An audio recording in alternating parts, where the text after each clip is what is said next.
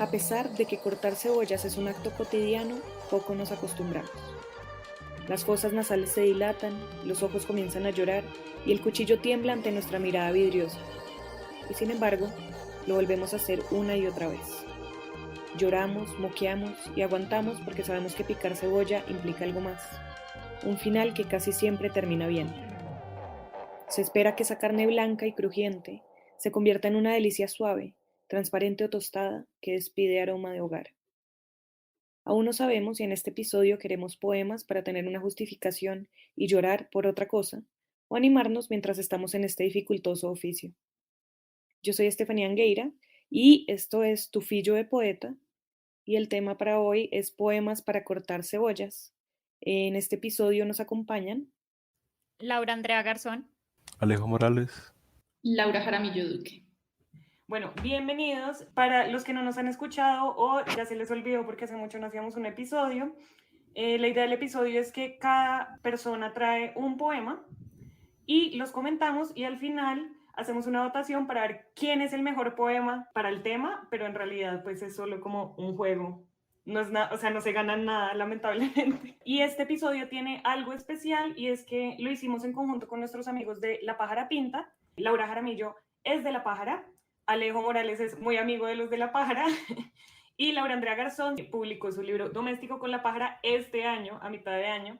Y el próximo fin de semana va a ser la Pájara Fest, que es una feria de editoriales independientes y de arte que hacen ellos, y en el que vamos a participar con Tu Fillo, pues para mostrarles el fanzine que habíamos hecho con 3 poetas latinoamericanas, que lo sacamos primero en Bolivia y ahora ya va a estar en Bogotá. Bueno, en el Pájara Fest va a haber de todo, o sea, va a ser un espacio súper chévere, va a ser de 6 de la tarde a más o menos 2 de la mañana, en Espacio en Blanco, que es un centro cultural en Chapinero, acá en Bogotá, en la 48 Rivita de la Séptima. Va a haber talleres de ciencia y poesía y otro taller de collage poesía.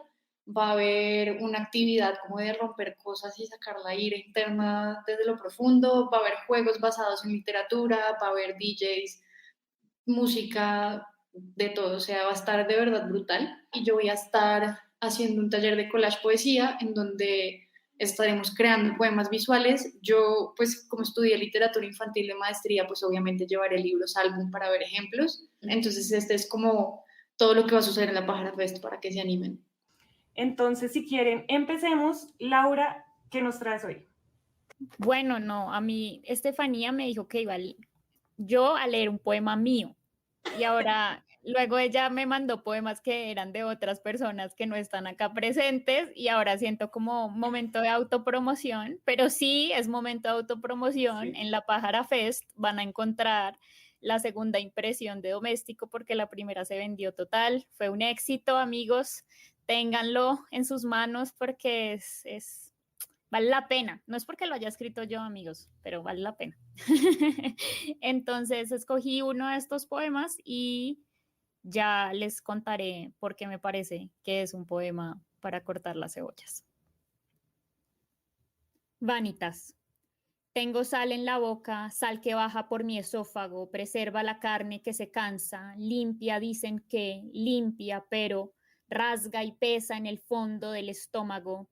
Sale de ahí la raíz, dicen pon tus manos un poco más abajo, entre pelvis y costillas. Hay que respirar hondo, dejar que seque. Dicen que seca las malas hierbas, dicen que hay que ponerla en medio, entre pelvis y costillas. Borra la mancha, lo mismo que el paso del tiempo baja, la sal de tu boca seca, como el mar que hubo aquí en la mitad de los campos donde te planté una mata de menta. Riégala 2 veces al día, todos los días, y mantén lejos tu saliva, el aguamar que traes contigo. Pon tus manos sobre la tierra entre pelvis y costillas. Deja que tu cuerpo digiera la menta que cae en el fondo del estómago. Traga sus hojas, pide que te limpie, pero ¿cómo? La menta resiste tu fatiga, baja por el medio de mi esófago, flota entre mis costillas y mi pelvis, tiene la promesa de la cura, pero tú ya lo has quemado todo. Increíble. Y con Laura en realidad hablábamos que casi todo el libro de Doméstica es como para cortar cebollas. Pero es un libro un poco triste. Cuéntanos por qué escogiste Vanitas específicamente.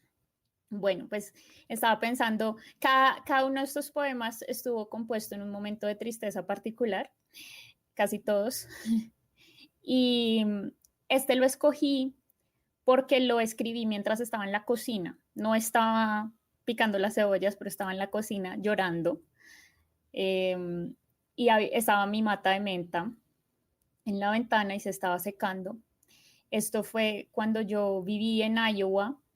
Estaba haciendo mi maestría en escritura creativa. Ese era mi primer año. De hecho, era como mi primer verano, otoño, porque fue un verano que duró un tiempo extraño y ambiguo y yo me sentía muy incómoda con ese calor húmedo del Midwest y estaba muy triste, me sentía muy mal y mi mata de menta tampoco estaba reaccionando muy bien a las circunstancias y se estaba muriendo. Entonces yo le dije a la mata de menta como, prometámonos que ninguna de las dos se va a morir, por favor. Como te lo pido a ti, mata de menta, y te voy a cuidar como el ser vivo que eres, y por favor, guárdame tú de alguna manera. Y sentí como esa conexión con el hecho de cuidar la vida de otro ser y de tratar de ser cuidada de alguna manera y de cuidarme a mí misma. Lamentablemente la mata se murió, entonces eso falló de un modo épico y no, eso fue como el último punto en el que yo ya dije, yo qué diablos estoy haciendo acá y me senté sí, a llorar ahí en la cocina viendo mi mata muerta. Compuse este poema pensando en mi abuela, que nunca iba a poder llegar ahí a abrazarme, que es la que normalmente me contiene en esos momentos y es a quien está dedicado el libro.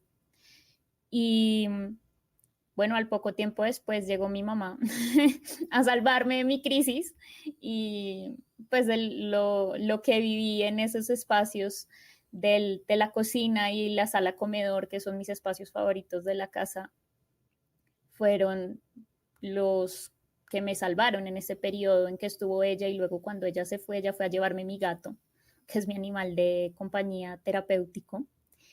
Y luego lo que empecé a hacer yo fue hacer pan en mi cocina, a invitar a mis amigos a que fueran a tomar chocolate con pan, arepas, pan de bonos. Entonces imaginen esta comunidad de escritores hispanoamericanos reunidos alrededor del alimento.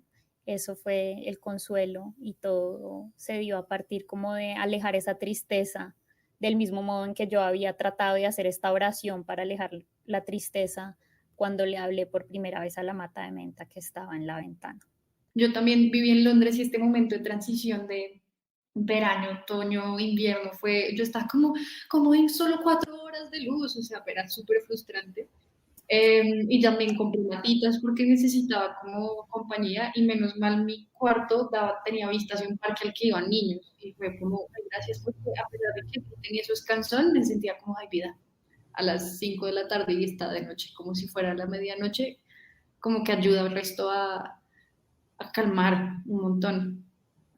Eso es, les quiero decir, cuidar a otros seres vivos y es realmente como una manera de sobrevivir y para mí en el alimento está ese cuidado también. Entonces cuando uno pica la cebolla, pienso yo, el asunto como de que uno está haciendo una actividad que parece tan triste, tan difícil en ese momento, pues no sé, yo en realidad la amo, les confieso, amo picar cebolla porque me desestresa un resto. Yo tomé muchas clases de cocina y me parece que la actividad mecánica de mover el cuchillo, como que me despeja.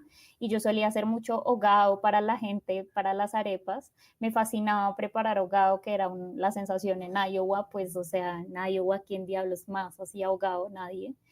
Eh, y picar esas cebollas en ese espacio de la cocina y a veces con la gente alrededor o a veces sola, me daba como una sensación de tranquilidad.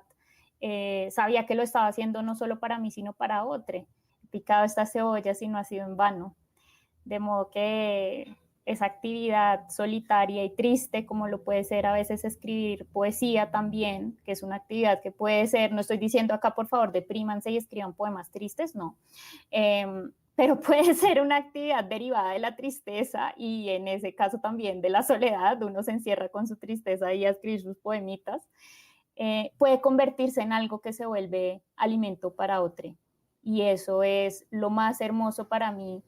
Y por eso es que tener este libro ahora en el mundo circulando es una manera de haber transformado esa picada de cebollas, ese llanto frente a la mata de menta, esa destrucción, ese caos, ese dolor, en algo que se vuelve alimento para alguien.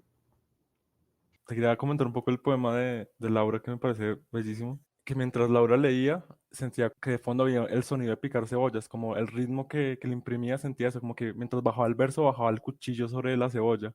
Entonces era como eso que me transmitió el poema ya desde la forma en que lo leíste, desde la oralidad que tiene implícito. Muy bacano por ese lado. Bueno, ahora sí sigo yo.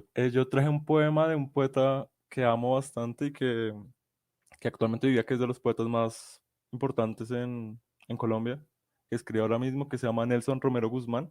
Y cuando Estefanía me dijo que buscara un poema sobre picar cebollas o sobre cebollas, pues fue lo primero que se me vino a la mente. Dije, este poema tiene que sí o sí ser leído. Se llama Lección de Culinaria. Este ha sido el infierno para una mujer, pelar una cebolla. Las hojas en las manos se multiplican delgadísimas. Hijos, en el corazón de la cebolla está Dios, decía mi madre para darse consuelo y consolarnos.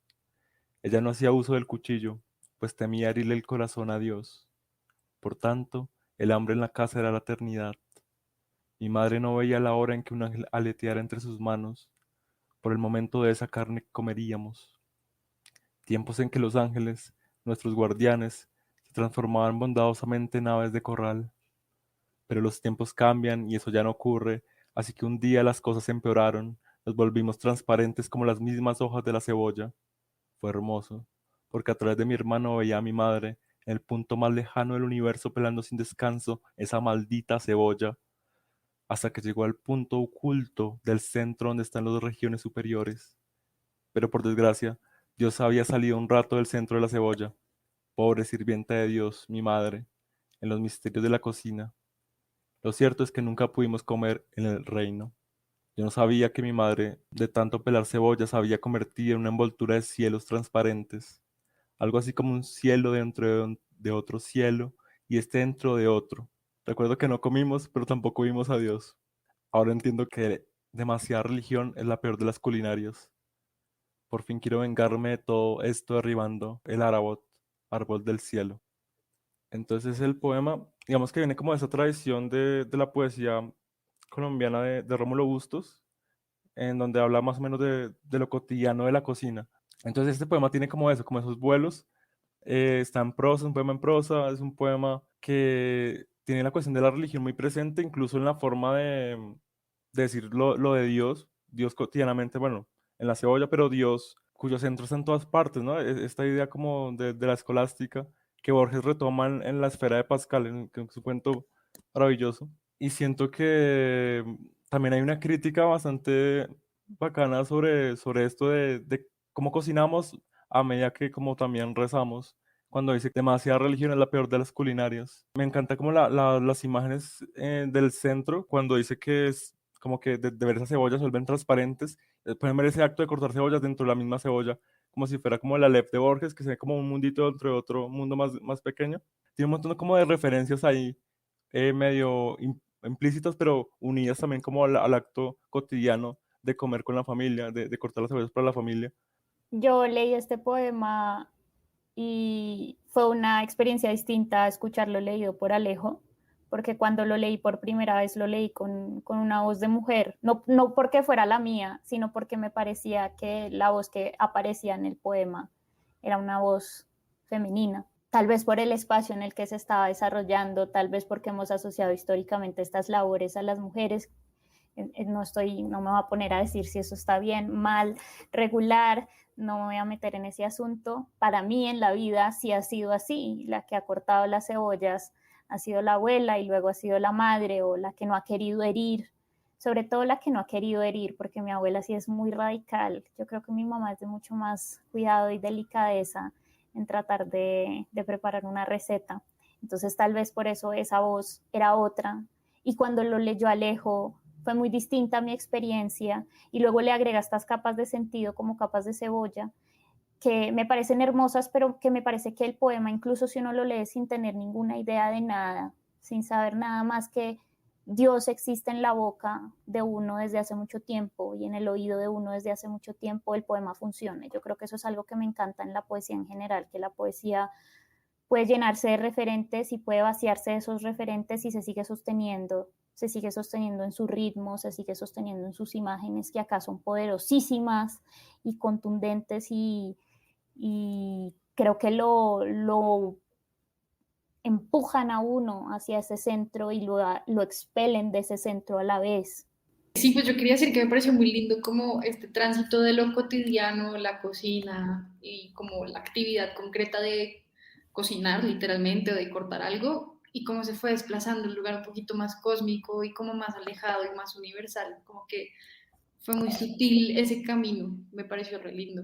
Es muy bello porque yo pensé como al principio el corazón de Dios como si fuera un Dios muy pequeño. El Dios de lo doméstico a veces me lo imagino yo como un Dios pequeño. Y luego era este Dios grandísimo que es el Dios en el que nos han educado, un poco miedoso a veces, pero el asunto de ese Dios que va creciendo hasta tomar unas medidas que ya uno no puede contener y ya el cuerpo de la cebolla no puede contener y por eso tal vez accidentalmente ese día el corazón de Dios no estaba en la cebolla porque ya no cabía ahí, no sé, voy hacia esa expansión de las imágenes. Exacto, y a mí me encantó y obvio me encanta, igual como dice Laura Andrea, para diferenciarlas, lo de la carne, como que la carne de Dios no sea Jesús, ni sea, ¿cómo se llama esa oblea? ¿No? La Oblea. hostia, esa oblea. Sino que es algo que está disponible para todo el mundo, que es la cebolla, ¿no? La cebolla es, no sé, mi abuela era francesa, ya vivió la Segunda Guerra Mundial en Francia, y su plato preferido de hacer, y nuestro plato preferido cuando éramos niñas, con mi hermana, era su sopa de cebolla. Era lo único que ellos podían comer porque solo se conseguían cebollas, y si acaso de repente un poquito de carne para echarle, ¿no? Pero la cebolla está disponible para todo el mundo y ahí también cabe Dios. Eso a mí me parece como una cosa pues espectacular. Hablando de estas cosas como un poco astrales, cósmicas, yo creo que ya podemos empezar con el poema que trajo Laura Jaramillo, que tiene un poco que ver con eso. Cuéntanos. Sí, justo iba a decir eso, como perfecto ir después como Alejandro, porque literal mío es full cósmico. Yo traje un poema de Ashanti Dinah, ella es una poeta barranquillera, es brutal, o sea, la amo mal. Me tocó leer el libro como 3 veces porque me pareció complejo, porque ella trae a colación toda su práctica desde la santería yoruba, también ella en su proceso de iniciación. Y para mí este libro es como el proceso de iniciación, literalmente, se llama Semillas del Muntú. Y el poema que voy a leer se llama Cuerpo de Astronomía. Y va así.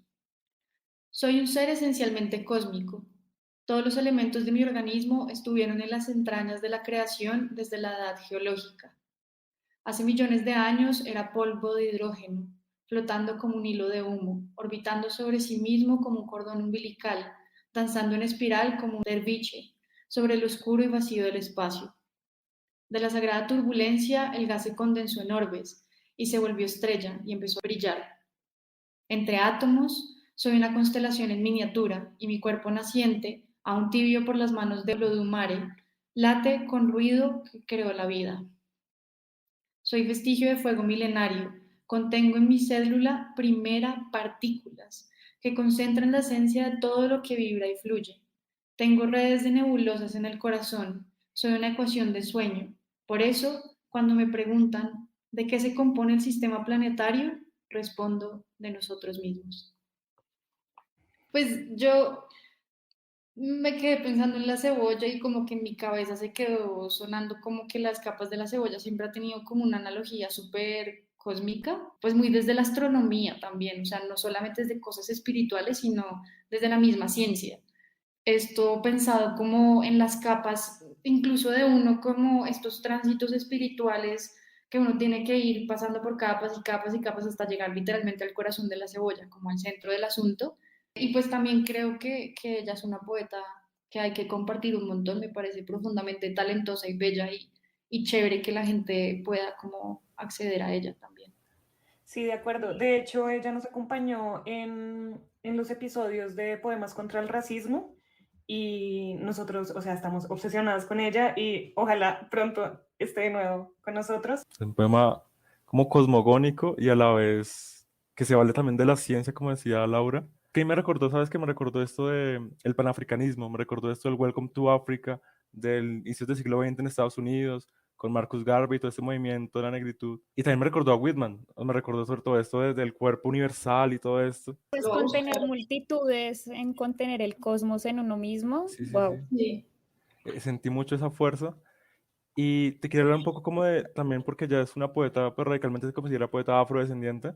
Tenemos a Calendario Beso en el siglo XIX, a Jorge Artel a principios del siglo XX y muy poco más. Tenemos como un hueco histórico en ese aspecto que llena un poco Zapata Olivella con Changó el Gran Putas, que también tiene como, es una gran épica del viaje africano a América y el sincretismo que hubo a través de la ocultación de estos dioses africanos, que también es Ashanti, en dioses, bueno, en la Virgen María, en como iconos cristianos, por así decirlo. Me parece muy importante la aparición de Ashanti en la poesía afrocolombiana, porque siento que falta una representación más, con mayor ímpetu, ¿no? Porque tenemos Rómulo Bustos, que es un gran poeta, pero que no se mete mucho en estos temas, Nelson Romero tampoco, y me parece que es importante que también como que incentive a los chicos de zonas marginadas que están sufriendo, que están padeciendo, a escribir poesía, a sentirse orgulloso de quienes son, ¿no? De esta cuestión de la identidad, que en Colombia sigue siendo un país demasiado racista, aunque no lo veamos porque vivimos como una burbuja, que es Bogotá.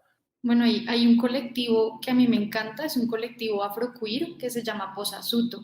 Combinan jamming, combinan canto, combinan poesía y cada nada hacen maricrófonos. Casi siempre son lives en Instagram, pero sé que también, sobre todo en Cali, se reúnen un montón para compartir sus poemas y también como está, porque digamos hay muchas chicas trans en el colectivo, hay varias personas no binarias, entonces es bello porque ahí también digamos que son cada vez más conocidos, pero al final del día todavía siguen siendo un nicho muy concreto de afroqueer. Entonces también como, pues yo los traigo a colación porque pienso que es chévere como empezar a decir, este colectivo existe, hacen cosas brutales. Yo les pedí unos poemas para un episodio sobre el paro, pues porque yo también tengo un podcast donde solo entrevistamos mujeres y nos dieron dos poemas brutales. Una de ellas cantó un pedazo del poema, o sea, es un colectivo que creo que vale la pena resaltar muchísimo. Yo quería comentar algo frente a este asunto de si se vuelve algo de nicho, si se abre, si se permite esa entrada del lector. Me pareció muy interesante cómo se hermana ese conocimiento científico con este sincretismo religioso y luego encuentra uno esta figura Olodumare. Y yo no tenía ni idea, a mí me pasaron esta imagen de este poema que venía con una anotación, lo cual fue muy bueno, venía ahí anotado para explicarme a mí, en mi ignorancia frente a esto, de que me estaban hablando. No les voy a decir porque quiero que ustedes vayan y busquen también, que vayan a este poema y encuentren esa figura, pero creo que es algo, como decía Alejo, que está ahí en potencia estos otros imaginarios de los cuales nosotros no hacemos parte porque el nuestro lo hemos compartido ya excesivamente, quizás. Obviamente hay más por hacer, no estoy tampoco quitándole el lugar a nadie, pero estas voces que no han tenido esos espacios y que por eso mismo es que nosotros no reconocemos a estos referentes. Si a mí me hablan de Dios, el primer Dios en el que voy a pensar es el Dios judeocristiano, porque es el Dios con el que crecí, el Dios que me obligaron a tener. Ahora, ¿qué pasa cuando ese Dios se transforma en la poesía? Y no estoy hablando solamente de la poesía de Ashanti, que me parece maravillosa, pero que históricamente en la voz de los bogas se ha ido transformando, que históricamente en la voz de los migrantes se ha ido transformando. Y ahí ese cambio, ¿qué le ocurre a ese Dios? ¿Qué le ocurre a ese Dios que estaba en el corazón de las cebollas y la cebolla migra? Bueno, y para terminar, yo traje a un poeta, se llama Nicolás Peña Posada, y él sacó este libro que se llama La abuela nunca llora cuando corta las cebollas, el año pasado, con una editorial emergente que se llama Ruido Ediciones, y ellos también van a estar en la Pájara Fest. Entonces me pareció como que mataba 80 pájaros de un tiro, ¿no? Y el poema que yo traje, bueno, tiene bastantes como partes, yo voy a leer solo la primera parte. El poema se llama Carcharodón Carcharias o sobre las uchuvas y el almuerzo del sábado. Las gotas de aceite brincan como pequeños grillos quemados. La casa huele a papa caliente en agua junto a pollo de piel amarilla muerta. La pitadora da un concierto, canta, y la casa se llena con su canto agudo y doloroso porque con ella también canta la muerte del pollo. Afuera en el patio, los niños dan vueltas, corren, se estrellan como partículas de hadrones. Los 5 niños descalzos entre el pasto se persiguen, se jalan las camisetas, mientras la tarde se asoma detrás del muro. Suena la licuadora como un helicóptero y los niños cuando la escuchan desde el patio juegan a esconderse de ese helicóptero que los persigue y les dispara. La abuela corta cebollas, nunca llora, corta tomates en cubitos pequeños para darle sabor al hogao, piensa en los tomates de su infancia. Sus dedos huelen a cebolla, a tomate, a ajo. Ella se chupa los dedos porque le gusta ese sabor que queda después de cortar las verduras. Y bueno, y además me parece que hablando del hogado de Laura, se relaciona mucho, pero también me gusta mucho igual todo este libro porque siento que habla de esa infancia bogotana. Siempre pienso que la figura de la abuela colombiana es un poco como esta mujer regia, esta persona que no llora cuando corta las cebollas porque ha vivido muchas cosas, ¿no? Entonces me parece como, bueno, primero un homenaje muy lindo a la infancia y a los abuelos, y también como que tiene esta sensibilidad del lenguaje casi de niño, ¿no? Yo le escuché el poema y me imaginé fue la voz de Nicolás porque ya estoy acostumbrado a cómo recita Nicolás. Yo siento que es un poeta enamorado de la vida, de la gente, de las costumbres, de sus costumbres. Y siento que está mucho en esos poemas. Son poemas llenos de cotidianidad, que digamos si uno crece como niño colombiano lo relaciona mucho. Y sus poemas del paro, sus poemas de amor, son poemas con los que uno puede conectar muy fácilmente. Y lo hace de una manera en la que no pesa, no pesa. Pronto me recuerda un poco a Lorca en ese sentido. Lo mismo, como la belleza de la abuela cortando cebollas y haciendo la comida para los demás. A mí me gustó la cotidianidad del poema, como lo que decís ahorita, Estefanía, de la abuela que hace el hogado, o la abuela como que está ahí cocinando, o la mamá incluso.